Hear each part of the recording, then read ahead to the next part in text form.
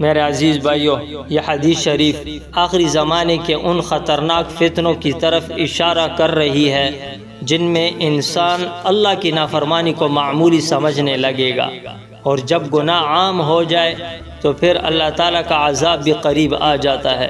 نبی کریم صلی اللہ علیہ وسلم نے فرمایا، اس دنیا کا خاتمہ اس وقت تک نہیں ہوگا جب تک لوگوں پر زمین دنسنے، پتھر برسنے اور شکلیں بدلنے جیسے عذاب نہ آئے۔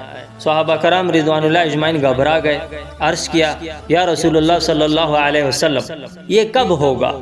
نبی کریم صلی اللہ علیہ وسلم نے چند نشانیاں بیان فرمائیں۔ عورتوں کا بے پردگی اور نمائش کی طرف جانا۔ فرمایا، جب عورتیں زین والی سواریوں پر سوار ہونے لگیں، اس کا مطلب صرف سواری نہیں بلکہ وہ طرز زندگی ہے جہاں حیا ختم ہو جائے، نمائش، فیشن اور بے پردگی فخر بن جائے۔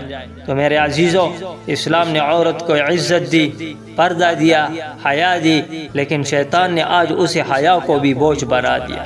پہلے عورت اپنی عزت چھپاتی تھی، آج دنیا اسے اپنی نمائش پر مجبور کر رہی ہے۔ پھر فرمایا، فحاشی عام ہو جائے گی۔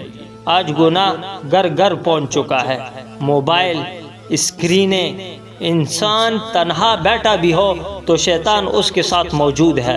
پہلے برائی ڈھونڈنی پڑتی تھی، آج برائی خود انسان کے ہاتھ میں آ گئی۔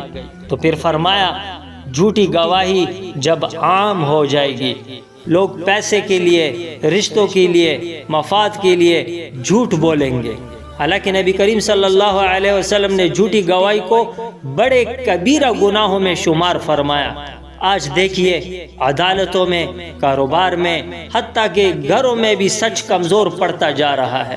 پھر نبی کریم صلی اللہ علیہ وسلم نے ایک بہت خطرناک فتنہ بیان فرمایا، مرد مردوں پر اکتفا کریں گے اور عورتیں عورتوں پر، یعنی فطرت بگڑ جائے گی۔ اللہ نے مرد و عورت کا پاکیزہ نظام بنایا تھا، نکاح کو سکون بنایا تھا، لیکن جب انسان اللہ کے نظام سے ہٹے گا تو خواہشات کا غلام بن جائے گا۔ میرے بھائیو، آج دنیا اس گناہ کو آزادی کہتی ہے، حالانکہ یہ قوم لوط کا راستہ ہے، اور قرآن بتاتا ہے کہ قوم لوط پر کیسا عذاب آیا۔ نبی کریم صلی اللہ علیہ وسلم نے 3 عذابوں کا ذکر فرمایا، خسف، قذف، مسخ۔ خسف یعنی زمین میں دھنسا دینا، قذف آسمان سے پتھر برسنا، مسخ یعنی شکل بدل دینا۔ یہ اللہ کے عذاب کی صورتیں ہیں جب انسان حد سے گزر جائے اور توبہ چھوڑ دے۔ میرے عزیزو، یہ حدیث شریف صرف ڈرانے کے لیے نہیں بلکہ جگانے کے لیے ہے۔ اگر معاشرہ بے حیائی سے بھر جائے، جھوٹ عام ہو جائے، حیا ختم ہو جائے، فطرت بدل دی جائے تو اللہ کا عذاب قریب ہو جاتا ہے۔ ہمیں کیا کرنا چاہیے؟ اپنے گھروں میں حیا زندہ کریں، بچوں کی حفاظت کریں، موبائل اور میڈیا کے فتنوں سے بچیں، سچائی اختیار کریں، نکاح اور پاکیزگی کو آسان کریں، اللہ سے توبہ کرتے رہیں، کیونکہ جو قوم توبہ کر لیتی ہے اللہ تعالیٰ اس پر رحم فرما دیتا ہے۔